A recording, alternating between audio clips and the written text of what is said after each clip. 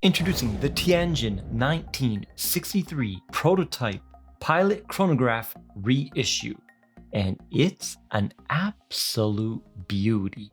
In 1955, 4 skilled watch repairmen manufactured China's first watch, which was a huge step for Chinese watchmaking. These 4 men would later form the Tianjin Watch Factory, which would then become the Tianjin Seagull Factory, one of the largest and most successful watch companies in the world. Now, in 1961, the factory was given an important task: produce a reliable pilot's watch for the People's Liberation Army. And they built it based off the Swiss Venus Caliber 175.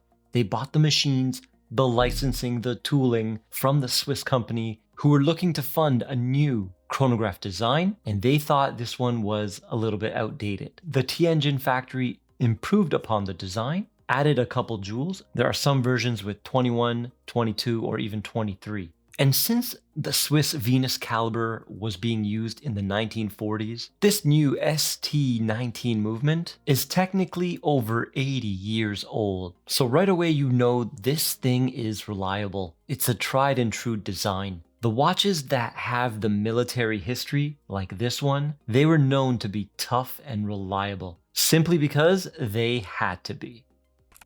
Now this watch has a ton of different versions. There's a 38, a 40, a 42, and there are different manufacturers producing different dial designs, trying to follow which one's original, which one's real when there were several different prototypes will explode your head. It's tough. There were some prototypes that look like the modern day ED versions, HK ED, and there were some that look like this one, which people call the Project 304 FKJB, the military version. So I'm not going to try to understand that mess.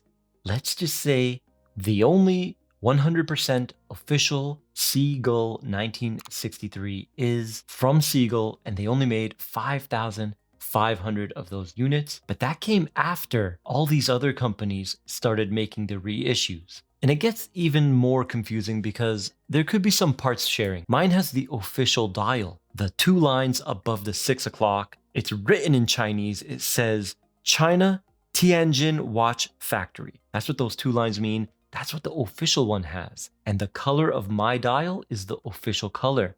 It's a little bit more whiter, less of a cream effect than the so-called fake version. Now the Seagull official store says if you have a see-through case back, it's fake. This one doesn't actually. It has a solid case back, but it doesn't have their new limited edition case back that they made. So mine should be a fake, right? But the case back that mine has was on the first original reissue from 2007. And the official one doesn't have a signed crown. Mine does have the embossed star logo on a push-pull 7mm crown, giving the 1963 30 meters of water resistance. I have seen this watch fail a 30-meter water resist wet test. So let's just say it's splash proof. The weakness is those beautiful pump style pushers. Now, you know when I said this was a 38mm, it actually is not a 38mm. I got 37.1 millimeters in diameter, secret measurement or dial of 33 millimeters. Now the thickness. This one, 14.1.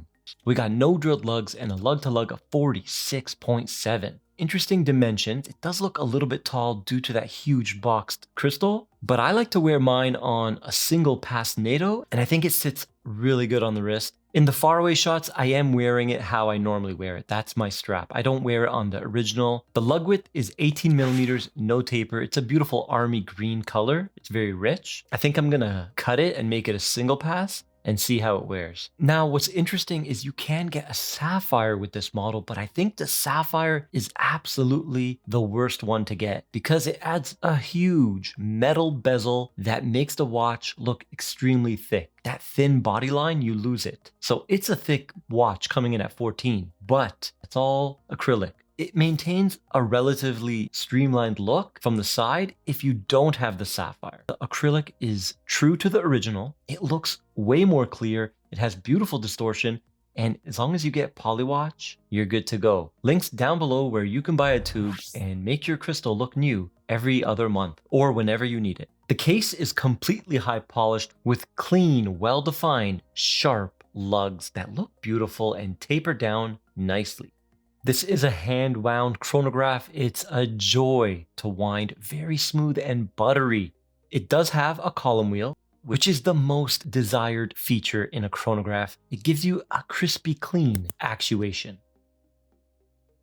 But the reset button, it's a tad more mushy. This watch uses a horizontal clutch, so when the minute subdial changes over, it's a snap over, not a gradual change, and that 30-minute subdial is at the 3 o'clock position. At the 9 o'clock, we have the running seconds, and that's it. The watch is a no date, no ghost position. The dial is absolutely beautiful with the gold applied markers. We got Arabics on the evens and triangles at the odds. I love the whole vibe, the color, the cream dial with the blue hands, the red sweep, and the gold markers. The color combination, it just works, and the watch is so charming. This is amazing for watch enthusiasts. It's affordable, it's got meaningful history for Chinese watchmaking, and it's connected to the military, which is always very cool. Now I said affordable. What's the price? You can get it from $160 to $180, depending on the time of year. It seems like it's in constant flux. The official version from Seagull, I think they might be all sold out. I couldn't find any. They're about $550 USD. I don't think it's worth it for the official one unless you are obsessed with Chinese military history. This watch has no loom, so let's check her out on the time grapher. This is always exciting, the first time on the channel, the in-house movement, the ST1901 from Seagull, 21.6 VPH, 21 joules, hack hand wind mechanical, and it has 45 hours of power reserve. Wow, look at that amplitude. I am blown away right now. 300 and almost 60. Little bit of beat error, and the rate, fourth and final round +5. Very good. Okay, I took the NATO off. It was interfering for some reason in the 12 down position. So let's check it out and see how this watch will actually perform when you wear it. I've heard great things about this movement. I've also heard some not so great. So your mileage may vary. Amplitude is still powerful. 314, wow. Beat error 0.5, it got a little bit worse.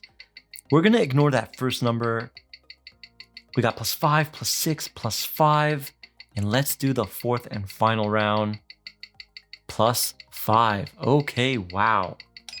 Every watch enthusiast should own a 1963, official or non-official. They are just so good. But if you're craving that modern Swiss chronograph and this relic of a Venus chronograph doesn't do it for you, then I got 2 videos on the right of your screen right now for you to check out. And I'll see you in the next one.